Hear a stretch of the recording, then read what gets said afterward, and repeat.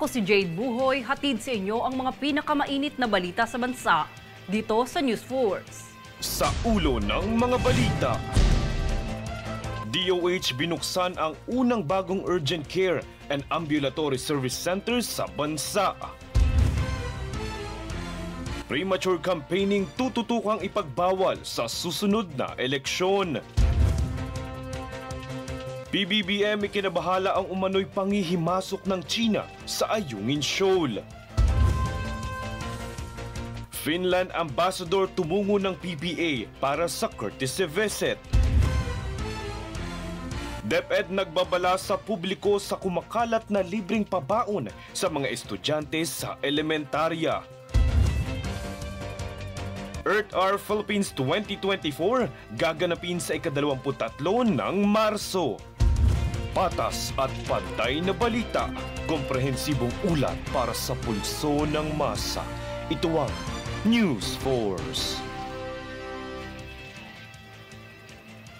Para sa unang balita, pinasinayaan ng Department of Health o DOH ang kauna-unahang bagong urgent care and ambulatory service o BUCAS Center sa Pilipinas sa San Jose Bilingad Memorial General Hospital Ambulatory Surgical and Multi-Specialty Center o JASMC sa Santo Tomas, Pampanga. Ang JASMC BUCAS Facility ay laan ng iba't ibang surgical services gaya ng general surgery, reproductive health surgery at iba pa. Magbibigay din ito ng mga karagdagang serbisyo kabilang ang ambulatory surgery sa ophthalmology, orthopedics, pediatrics at dentistry. Pati na rin ang radiology at pharmacy services upang palawakin ang saklaw ng pangangailangan pangkalusugan at maging bukas ito sa publiko.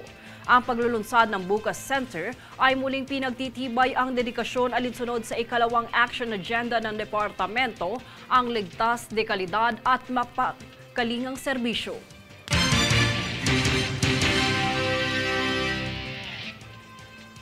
Bilang hakbang sa Fire Prevention Month ay nakatakdang magbukas ang hotline ng Bureau of Fire Protection o BFP para sa inspeksyon ng mga electrical connection. Yan ang balitang hatid ni Daniza Lopez. Nakatakda na magbukas ang Bureau of Fire Protection o BFP ng hotline para sa mga residente ng National Capital Region o NCR kung nais ito na magpasagawa ng inspeksyon sa kanilang electrical connection. Ang pagtataguyod ng hotline na ito ay hakbang upang maiwasan ang pagkakaroon ng sunog sa mga tahanan.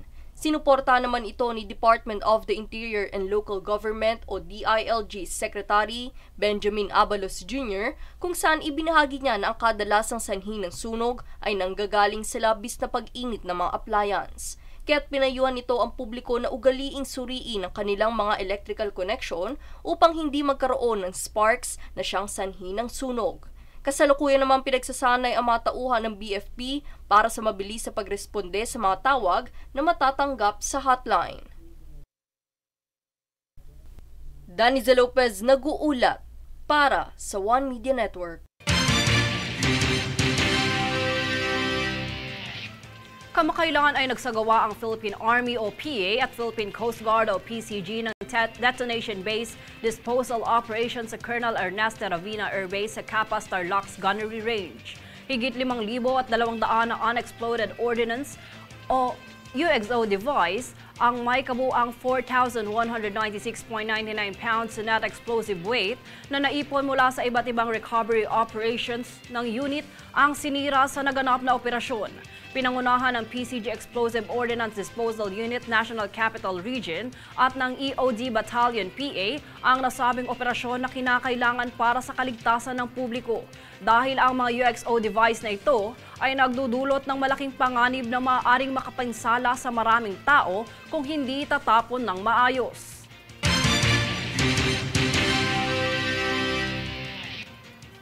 Upang matiyak na makaboboto ang mga overseas Filipino workers, isinusulong sa Kongreso ang e-voting.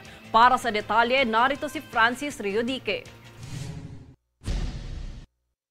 Ayon sa ibinahaging datos ng OFW Party List, 600,000 mga OFW lamang ang nakaboto noong 2022 presidential election. Ito ay mula sa tinatayang 1.6 milyon hanggang 1.8 milyong kabuuan ng OFW na nagrehistro. Dahil rito isinusulong sa Kongreso ang e-voting o internet voting. Ayon kay OFW Party List Representative Marisa Del Mar Magsino, ito ay upang mas maraming OFW ang makaboto para sa midterm election sa susunod na taon. Paggigiit niya, isa pa sa dahilan bakit hindi nakakaboto ang ilang mga OFW ay dahil malayo ang embahada sa kanilang lugar. Napakalayo na embahada or konsulada. Napakalayo, ilang oras. Hindi sila papayagan ng mga amo nila. Tapos, gastos pa.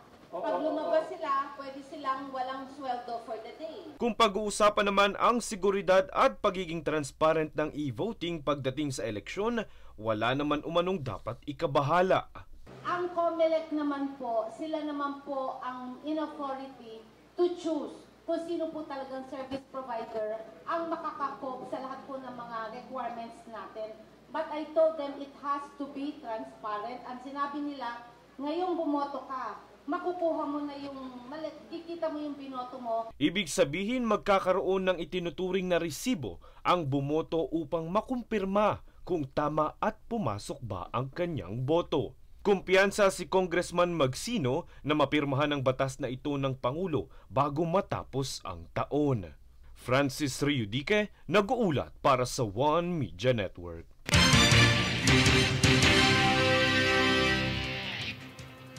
Kaugnay pang balita, isinusulong ng Commission on Elections o COMELEC ang muling pagpapatupad ng pagbabawal sa premature campaigning sa May 2025 midterm elections. Ayon kay COMELEC Chairperson George Garcia, ipapataw ang pagbabawal sa mga aktibidad na may kaugnayan sa maagang pangangampanya laban sa mga kandidatong maghahaina ng kanilang Certificate of Candidacy sa Oktubre. Aniya, kung sakaling pigilan ng Korte Suprema o may magsampa ng petisyon na kumukwestiyon sa kanilang plano, irerespeto ito ng COMELEC sapagkat ang mahalaga raw ay kumikilos ang komisyon.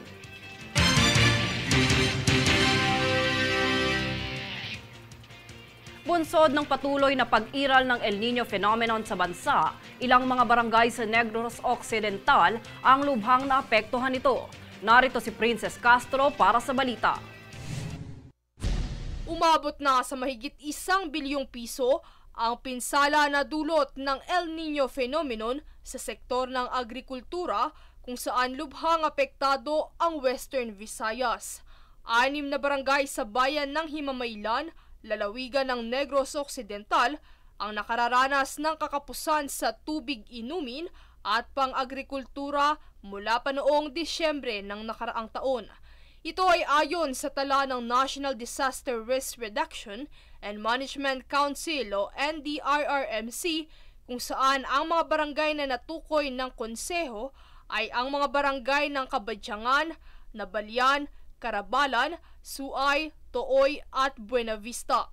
Maliban sa Negros Occidental ay nakararanas din ng limitadong supply ng tubig ang Zamboanga City. Gayunpaman, tinutugunan na ito ng konseho sa pamamagitan ng rationing scheme o pagrarasyon ng mga tubig partikular na sa kanilang central areas. Kaugnay nito ay patuloy ang isinasagawang pagpaplano ng mga local government units sa Metro Manila kung paano maiibsan ang epekto ng phenomenon.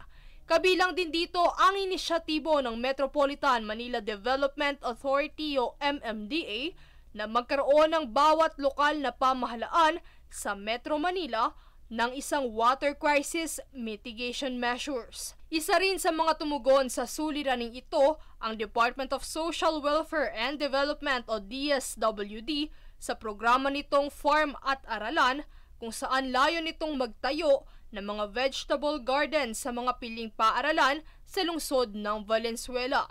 Samantala, patuloy naman ang pagtugon ng gobyerno sa seguridad ng pagkain sa bansa sa ilalim ng bagong Pilipinas campaign ng Administrasyong Marcos. Princess Castro, nag-uulat para sa One Media Network.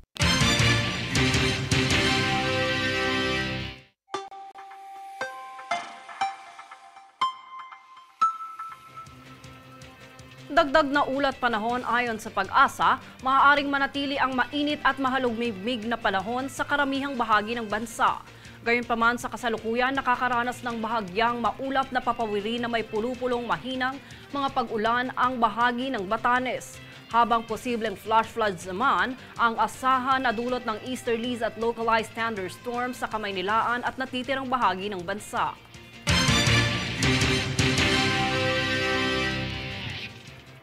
Susunod sa News Force. Libreng sakay sa LRT2 at MRT3, handog para sa mga kababaihan. DA nagdiwang ng Harvest Festival sa Guimaras.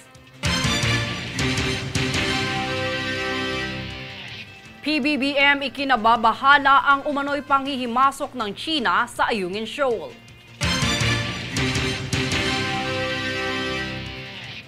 Manatiling nakatutok para sa higit pang mga balita sa pagbabalik ng News Force.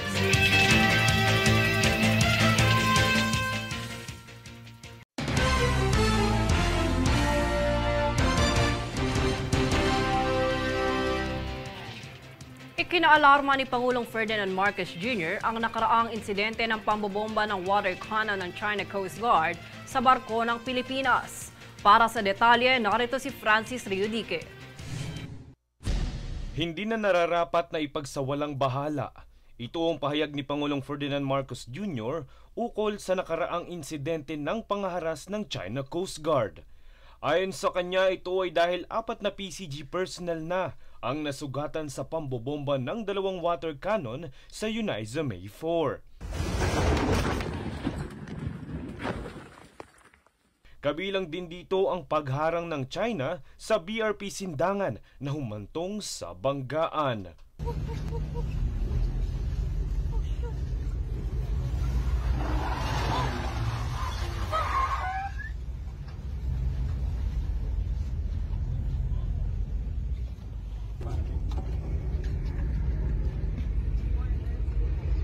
Dagdag pa rito, pinabulaanan din ng Pangulo ang namataang Chinese research vessel sa Benham Rice nitong kamakailan lang. Aniya, malinaw itong panghihimasok ng China sa maritime territory ng Pilipinas. Kaya naman siya'y nanindigan na maghahain siya ng protesta laban sa ginawang aksyon ng Chinese Coast Guard. Nauna nang magbigay pahayag ang Department of Foreign Affairs na maghahain din ito ng diplomatikong protesta laban sa China. Francis Riudique, nag-uulat para sa One Media Network.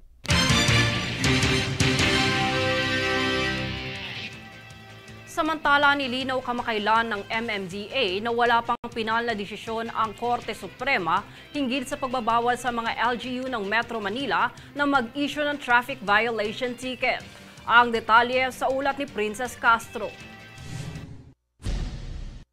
Maaari pang magpatuloy sa paghuli at mag-issue ng citation ticket ang mga traffic enforcer ng Metro Manila Local Government Units o LGUs para sa mga driver na lalabag sa batas trapiko. Ito ay buhat ng wala pang isinasapinal na desisyon ang Korte Suprema na nagbabawal sa Metro Manila LGUs na mag-issue ng traffic violation ticket. Ayon sa pahayag ni Metropolitan Manila Development Authority o MMDA Acting Chair Attorney Romando Don Artes, sa mga motorista, kung sakaling sila ay mahuli ng mga local traffic enforcer, huwag nang makipagtalo at idahilan na bawal na silang manghuli at mag-issue ng ticket dahil wala pang inilalabas na pinal na desisyon ang korte ukol dito. Ayon pa kay Artes, ang desisyon ng Supreme Court ay pabor sa ahensya dahil kinikilala nito ang kapangyarihan ng MMDA na mag-regulate ng trapiko at magpasa ng batas. Ang Single Ticketing System o STS ay nakapaloob sa Metro Manila Traffic Code of 2023 kung saan ito ay nagbibigay ng sistema ng interconnectivity sa pagitan ng mga instrumentalidad ng pamahalaan na kasangkot sa transportasyon at pamamahala ng trapiko sa kalakhang lungsod na may magkakatugmang mga multa at parusa.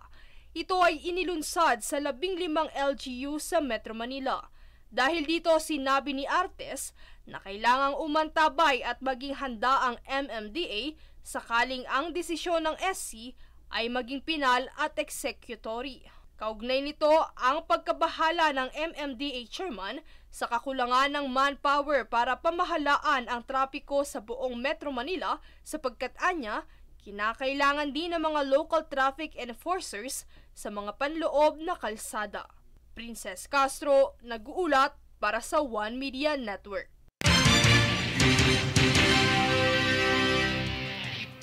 Bilang bahagi ng High Value Crop and Development Program o HBCDP sa Department of Agriculture o DA, pinagtuunan nito ang pagpapaunlad ng lokal na industriya ng kakao.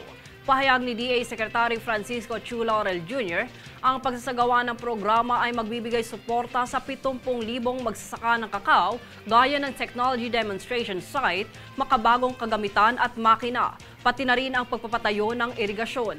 Noong kamakailang pagbibisita ng kalihim, isinagawa ng grupo ng Israel at Pilipino kung paano po protektahan ang cacao farm gamit ang makabagong teknolohiya.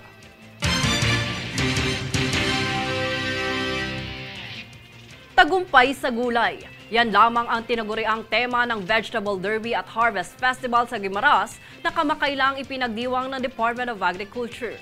Para sa buong impormasyon, tunghayan ang ulat na ito. Noong ikalimang araw ng Marso sa bayan ng Guimaras, ipinagdiwang ng Department of Agriculture o DA ang Vegetable Derby at Harvest Festival kung saan ibinida ng mga magsasaka ang iba't ibang ani mapa-organiko man, pati na rin ang iba't ibang uri ng pananim. Ang nasabing pagdiriwang ay naglalayong isulong ang hangarin ng pamahalaan na masigurado ang supply ng pagkain at ang pagkakaiba-iba ng mga pananim sa pamamagitan ng malawakang produksyon ng gulay. Bahagi rin ng pagdiriwang ang garden tour kung saan ipinamalas ang techno demo sa pagtatanim ng mga gulay. Kasama rin ang inaugurasyon ng Smart Greenhouse na siyang sumisimbolo sa makabago at epektibong pamamaraan ng pagsasaka. Jade Buhoy, nag-uulat para sa One Media Network. Bilang pakikiisa sa selebrasyon ng National Women's Month, handog ng Philippine Coast Guard o PCG ang libreng sakay para sa mga kababaihan. Magmumula ang biyahe ng nakatalagang PCG bus sa PITX papuntang Mall of Asia at didiretso ito ng Cubao Terminal at vice versa. Ang nasabing inisyatibo ay nagsimula na kahapon, ika-6 ng Marso at magpapatuloy sa darating na ika-13 at ika-20 ng Marso taong kasalukuyan. Ito ay magmumula sa alas 6 ng umaga hanggang alas 5 ng hapon sa bawat nabanggit na petsa.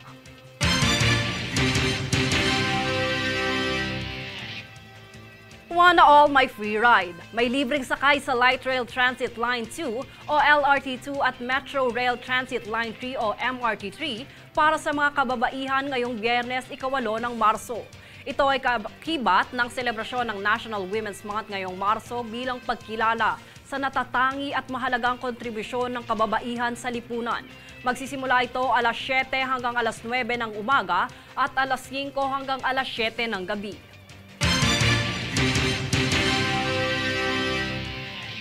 Sa pagbisita ni Finland Ambassador Juha Pilka sa Philippine Ports Authority o PPA, para sa isang courtesy visit ay malugod itong tinanggap ni PPA General Manager Jay Santiago kahapon, ika-6 ng Marso.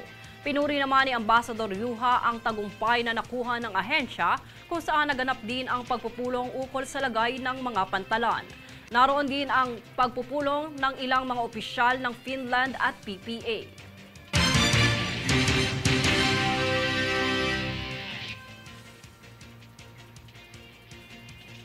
Susunod sa News Force. Market Linkage Program ng pamahalaan, pinalakas ang kalakalan ng sibuyas sa Calabarzon. DepEd nagbabala sa publiko sa kumakalat na libreng pabaon sa mga estudyante sa elementarya.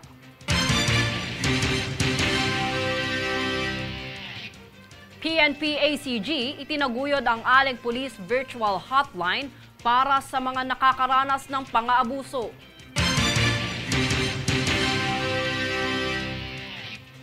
Manatiling nakatutok para sa higit pang mga balita sa pagbabalik ng News Force.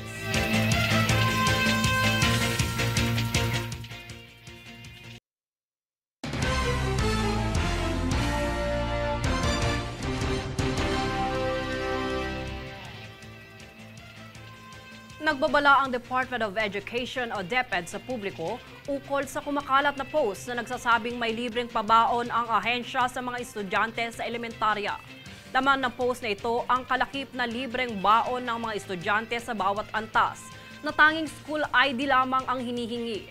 Ayon sa DepEd, ito ay peke at walang katotohanan. Kaya naman pinayuhan ng DepEd ang mga magulang na huwag ibigay ang school ID ng kanilang mga anak upang hindi makompromiso ang kanilang seguridad.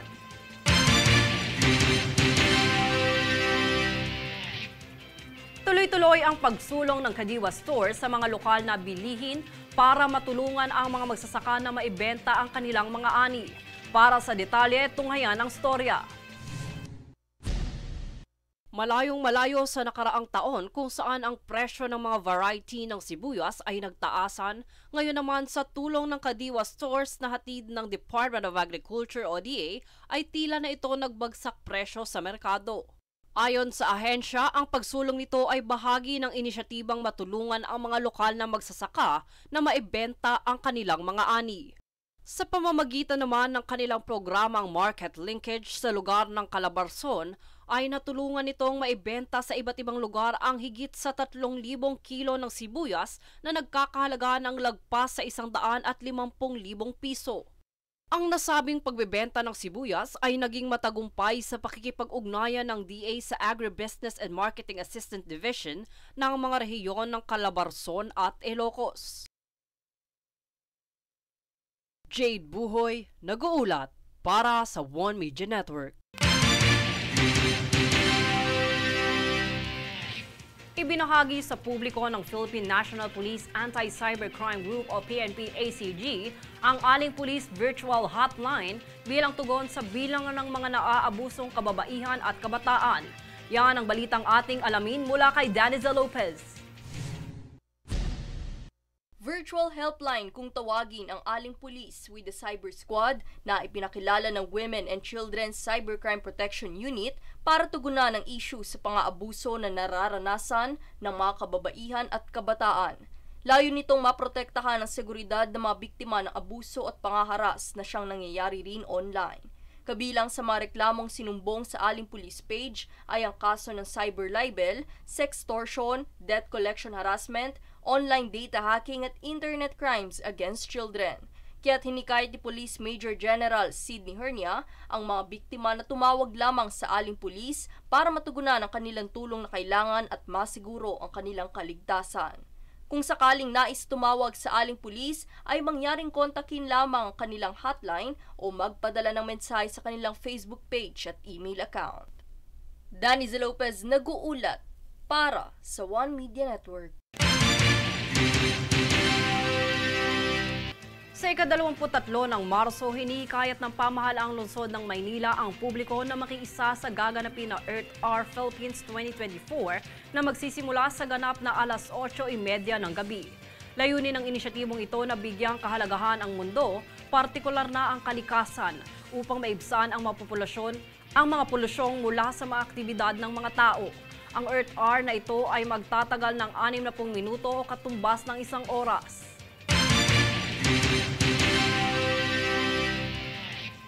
At narito ang recap ng mga nagbabagang balita ngayon.